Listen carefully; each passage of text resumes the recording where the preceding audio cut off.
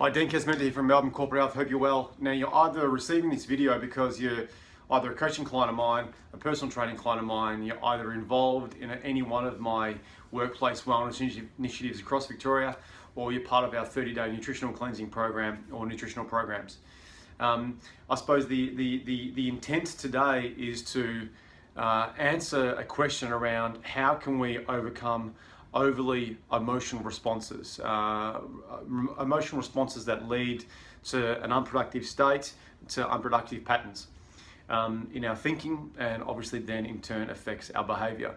And I've got a really simple conscious process here that we're going to be able to use to be able to get through any sort of typical challenging situation. One thing I do want to incorporate and I do want to include is what's called a default. So a default position, if you like, is a position that we're so used to going back to, and that could be negative or positive. Generally, for example, we're 1.5 weeks out of, or just over a week from Christmas, and some of us are going into what's called a default position, where a default is Christmas time, which is a trigger, okay, is a trigger, and we go into heads down, bum up, and work exceptionally long hours to hit these self-imposed deadlines, and they have both costs and benefits attached to them. So what we want to do, the purpose of today, is to identify, what is one particular. I'm going to use one particular example, okay, just for simplicity. But how can we work through some of these overly or overtly emotional responses that are negative, okay, that are moving us away from being productive in our thinking and in our focus and our behaviour, and how can we start to work through that? The power is in consciousness, right? So I believe that when we first become conscious of things that aren't serving us, that's where the power really starts to play. It's about making the unconscious conscious, and that is so important. So, obviously what we're going to do today is actually working through a conscious process, and then we can start acting on things consciously, which then become part of our subconscious patterning, okay? And moving away from some of those old negative, as I said, limiting default positions that we used to do. Okay, so I know you can't see the whiteboard, so what I do recommend is that I'm going to talk you through this, and I want you to probably draw this up, would be probably the easiest way to go about it. So the title of today is Developing My Emotional Awareness. Developing My Emotional Awareness, okay? And the example that we're going to be using today is the trigger response is when you weigh yourself on the scales and you haven't dropped what you expected to. So that's a trigger, all right? Your response here, you can see in the top left-hand corner. Okay, I'm going to read it out here. All right, so you respond in a sort of a gloomy guts mentality. You think negatively. You say to yourself that you can't achieve what you want. It's too hard. All those sorts of things. Okay, so that's the example. Just an example, and obviously for my nutritional cleansers, this is something that's quite relevant to you if you're having some of these challenges, and we can work through this together as well. And obviously you've got some relationship to this example. All right, so first off, let's just draw this table out. If you can sort of just bear with me here. All right, so what we've got here on my left-hand side is what's called our default response, okay? And then on the right-hand side, we've got what's called our alternate response, more of a positive empowering response, where we become more solution focused. So grab a pen, grab a piece of paper, and let's just draw this out. So what I want you to do is draw up 4 columns. 1, 2, 3, 4. And then the top left-hand column, okay, or your first 2 columns, that's going to be devoted to your default. So you might want to see default position, okay, as you can see that, default. And the second 2 columns is related to your alternate, or your alternative strategy, if you like, that we're going to be working through. And then with those 4 columns, now split them into 4 rows. So the first row is current response. When you look at the default, current response, okay, and we're going to enter in some detail there. The second row is the trigger. So what is the trigger? Okay, I'm going to enter some detail there. The third row here is the benefit. I'm going to enter some detail there. And the fourth row here is the cost. So just write down cost. Okay, so current response, trigger, benefit, and cost. Okay, let's write that down. And over, as I said, on the right hand side, we've got your other 2 columns, okay? in this space that makes up that third column there, write down under alternative response, desired response. We're going to fill in some detail there. Okay, on that far right column. The actions I will take. So plug that in there. The actions I will take. That's in the second row of the alternative column. Once again, similar to the default, we're going to look at the benefit of that. The benefit. So write down benefit, and we're going to fill in some detail there. And the possible cost of following through. And the possible cost. Just get that table down.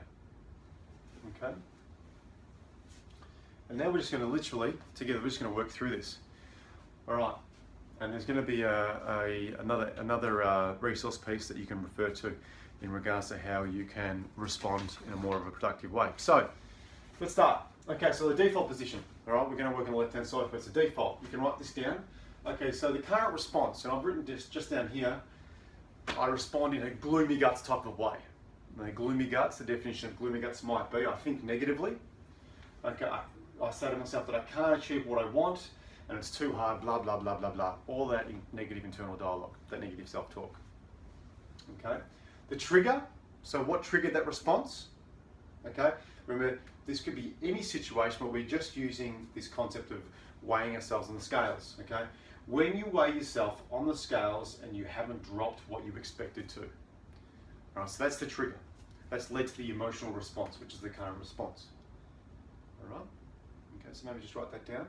When you weigh yourself on the scales and you haven't dropped what you expected to. So as I said, for the 30-day cleanses, the nutritional cleanses, all right, this is obviously quite relevant to you. Okay? Now there's always a benefit. Every behavior that we do, okay, every behavior that we act upon, there's always a benefit. So the benefit might be to find false reasons as a benefit or an excuse. The benefits also might be, and may allow us to avoid making a change. Okay, because realistically, we think from the level of human condition, okay, we don't like making changes and we don't like feeling uncomfortable. So that could be actually a benefit. Okay, got to make conscious awareness of that. And here we've got the cost. So what are the costs of this potential response to that trigger? Obviously, you could then start to self-sabotage. I said here self-sabotage, start increasing our weight. Okay, we could waste time. We could waste our money. Okay, let's say money on investing in our 30-day nutritional cleansing program, for example, or wasting money on personal training or on coaching, whatever it might be. That sort of response could significantly impact on our self-confidence, on our self-esteem, on our body image. Okay, obviously directly linked back to this trigger to do with weighing yourself on the scales. You with me? Okay. All right, so we've got the current response, we've got the trigger, we've got a benefit, and we've got a cost. We always want to work out on the benefits and the cost. There is two sides of the coin. We want to have a balanced perception on everything. Okay. Now, as we move into more of a positive, empowering response, I've called this the alternative. So we've got the default that we've probably been doing for quite some time. Now we're going to look at an alternative. Right? What's an alternative response that we can start incorporating in our lives to start moving us towards more of a positive, empowering state linked to consistent action, linked to behavior to back all of that up.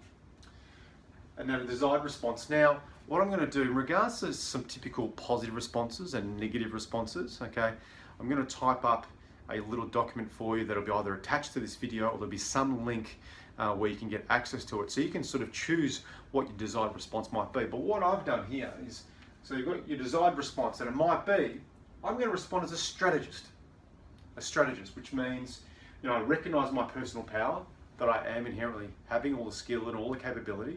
I've done it in the past, I can do it again. Okay, I'm going to connect with the emotion to plan an outcome or a result. So instead of avoiding the emotion, okay, so instead of avoiding the negative thinking, I'm going to utilize it, I'm going to work with it. Okay, I'm going to start working towards, utilizing the emotion and working on a solution. So how can I learn? That's how I'm going to respond. Okay, what can I learn from? How can I get a result? So here, here's where the action takes place. There's no change without action. So the actions I will take. The actions I will take. Next time I don't get a result I think I will on the scales, one, I will focus on what I can change. that's within my control. When we speak about control, there's only things, it's so important. We control the things we can control, and we let go of the things we can't. Okay, number two, I ask myself what I can learn that is positive. So I jump on the scales, for example, and you don't get the result you desire. What can I learn? How is what I'm experiencing right now of direct value and benefit to me? Okay, and keep on working on solutions and possibilities. What can I learn? Right? Especially one of the things you might be able to learn is, well, we'll focus on what I can control. What are some of those things that I've done well this week? Okay, what are some of those things that I can change? So you're continually working towards, as I said, an outcome or a result. Okay, and number three, remember these are things that I've just made up. Number three is reflect on why I'm making these changes. You know, I always say if the why is big enough, the how always takes care of itself. So reflect on the why. Why do I want to make these changes with my nutrition? Why do I want to work towards achieving a goal weight or releasing a certain amount of centimeters? Okay, there's obviously still related to this specific example. Okay, and then once again, similar to what we did over with the current, with the default position response. So what are the benefits? So the benefits here, tick, maintaining a positive emotional state, redirecting your focus towards the result. Tick, continued growth, personal growth, continued improvement, nurturing that, nourishing that. And then tick, building positive beliefs about yourself. Building that sense of inner resolve, knowing that you can get through it. Okay? And tick, obviously continued results. Continued results in regards to physically, okay, obviously on the scales, mentally, because you're redirecting your focus towards overcoming a challenging situation, building up the belief systems that you can get through anything, plus all these other beliefs that would obviously positively impact upon you both physically, mentally, and emotionally. Okay, then finally, we want to consider the possible costs, okay?